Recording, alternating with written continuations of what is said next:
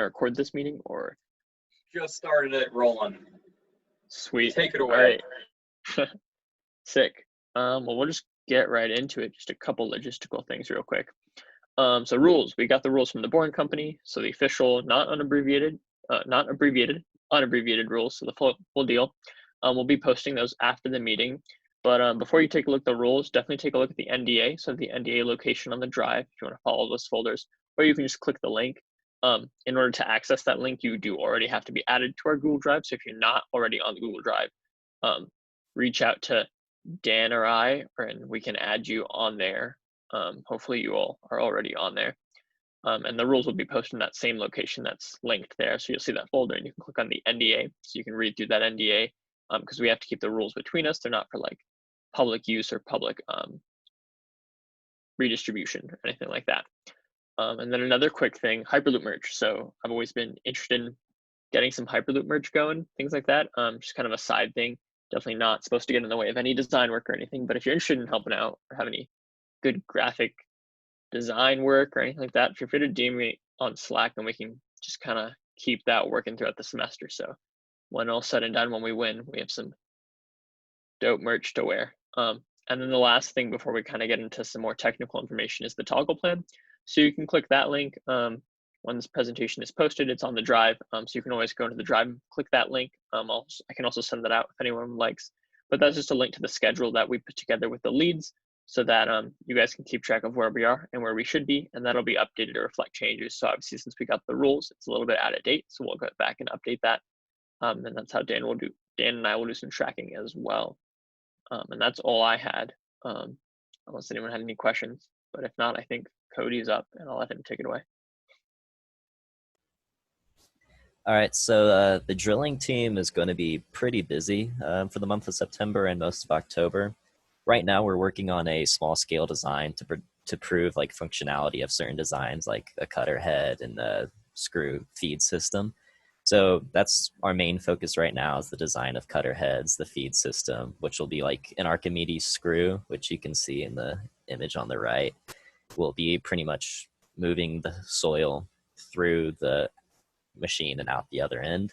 So that's something we have to work on, as well as like motor brackets and other things to allow the motor to actually drive those components as well as the cutter head.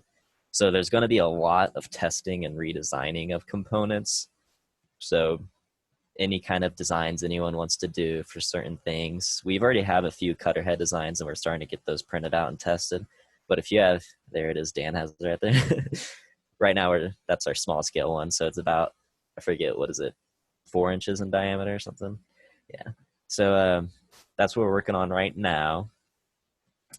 And while we're doing all that, we're going to be doing some research into how we're going to get to work on our full scale design too. So do you want to go to the next slide? All right.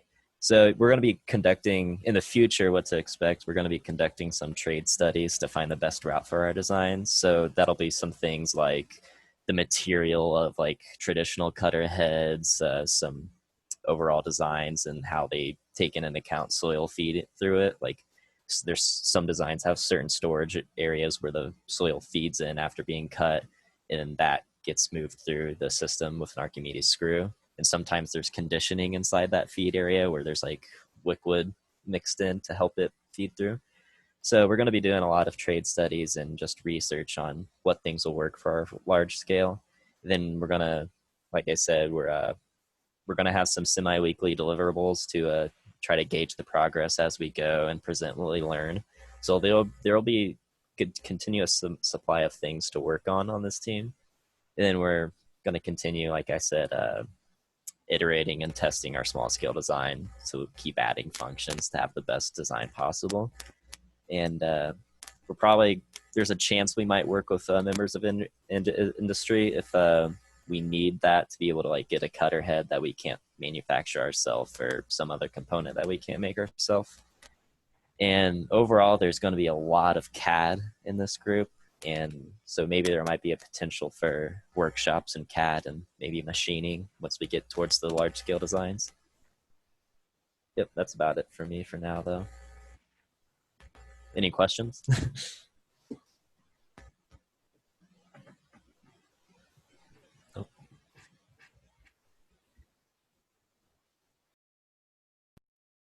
Right. So this is the electronics computation and control team. Can everyone hear me okay? Okay. So currently we're going to be planning components and computer selection. So we want to know what we're going to need. And I've been doing a little looking through the rules to kind of get a better idea of what we'll need for the final product. We're also going to need to determine a sensor package to collect data on the on our tunnel boring machine. And we're going to need to be planning our power management and how we're going to divvy up our power for all the electronics that we have to use. You can go over the next slide. So a lot of what we're going to be doing is assembly and prototyping of electronics. So you're going to get a lot of experience soldering, PCB design, potentially, a lot of just circuit design. We're going to need a lot of software because I did look over the rules and we will need to design a GUI to control our tunnel boring machine. So that'll be a lot of cool experience if that's something that interests you. We're going to need to run a navigation system and take sensor input to determine how far we're deviating from our course. So there'll be a lot of experience in integrating the data from our sensors into an overarching system and then sending that back to the tunnel boring machine so it can make corrections in its path. We're also going to be using a little bit of CAD to design electronic mounts, definitely not as much as Cody's team.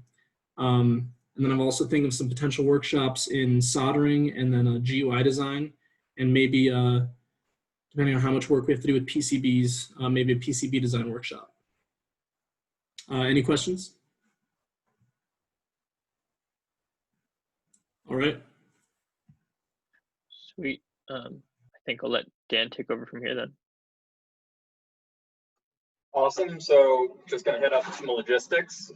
So it looks like we're going to have enough money, which is exciting.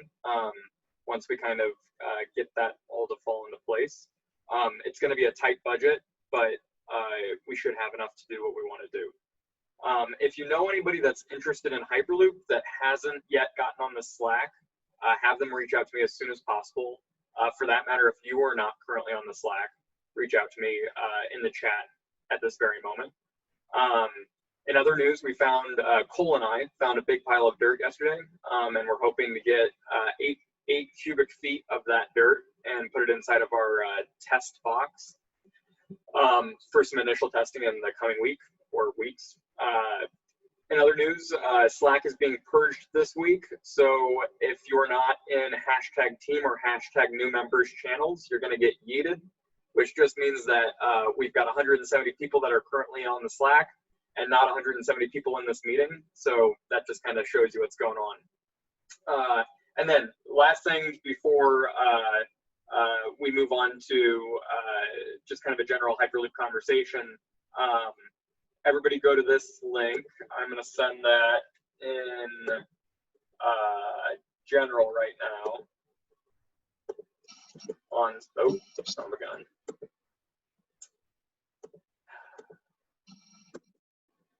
I'm going to send that in general. So fill out this form really quickly.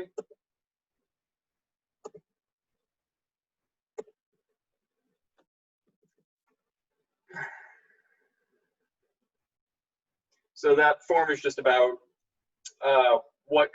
which team you want to work on, whether it's Cody or Rob's, or if you're not really ready to work on a team yet, we'll just kind of accommodate as things move along. So just write in the chat that you're done when you're done.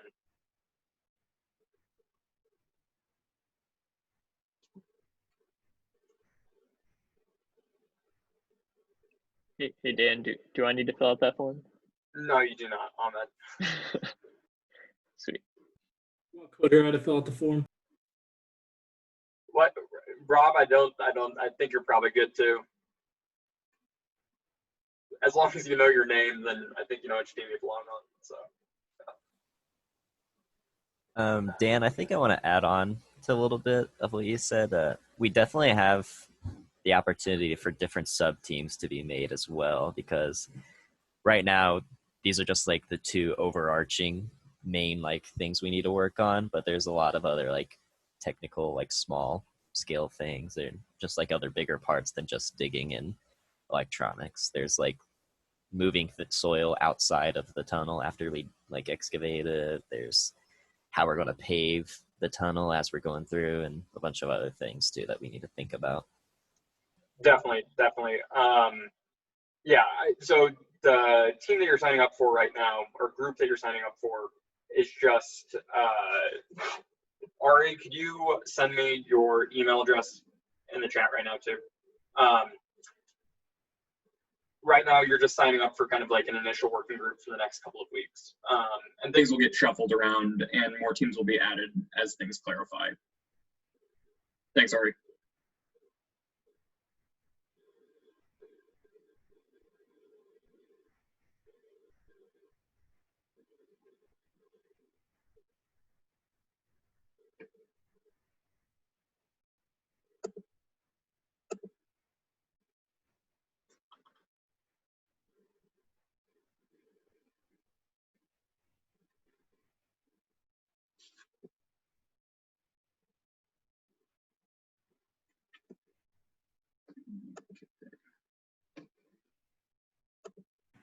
Hey Dan, I have something I want to let you know about real quick. Yep. So in my some of my Zoom lectures, there are people popping in from different projects teams. So I don't know if you wanted to try to talk to some of the professors and do that. Yeah, we can try that. Cole, maybe have we done that before? I don't think we've done it before. No, we've not.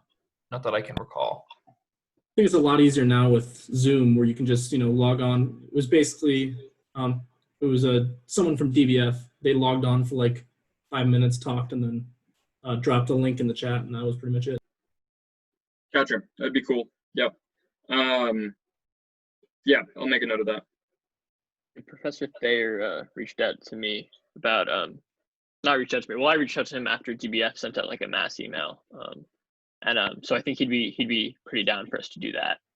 Some sort of Yeah, it was Thayer's class that happened in. Yeah. Oh, okay, sick. Yeah, so yeah, maybe Dan, I'll put you in touch with Thayer so you guys can talk about it. Yep, that sounds good.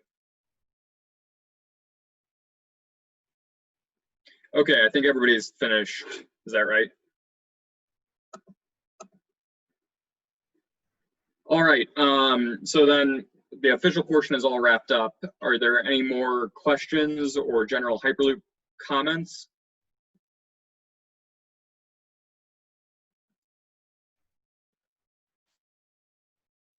Okay, so then, yep, Colin? Oh yeah, I was just gonna ask, what kind of pieces still need to be catted for the design? The whole darn thing. So there's a lot of work left to be done. Yeah. So those were just prototypes that you had printed? Absolutely. Yep. Just Okay, really small sounds good. scale stuff. Yeah, I made a few small scale heads, but we can always use more head designs that might work. We also are about to start working on like feed system designs and stuff too. So Yeah, Cool. all the I'd design be work, interested in working on something like that. So let me know. all of the design work that's happened so far has been super preliminary and hasn't been tested yet, and will almost certainly fail. So there will be more. There'll be a lot more designing moving forward. So then I'm going to close out the meeting in just a second. In terms of general marching orders, what's going to happen is I'm going to take that list of responses that you guys just sent in, and I'll be kind of divvying people up just temporarily onto these two sub-teams so that Rob and Cody can delegate some work. And then as you guys join these teams, it'll also be really important that you read the rules. At some point, you're going to need to read them from cover to cover, but for now, it's probably best to just pinpoint what seems important for the sub-team that you're working on and for the specific assignment that you have. So especially if you're short on time, don't worry about reading cover to cover yet, but let's say within the next like 2 to 3 weeks, have the rules completely read, and once you get your assignment in the next couple of days, read the sections that really pertain to that assignment. And if nobody else has any comments, then I'll sign off.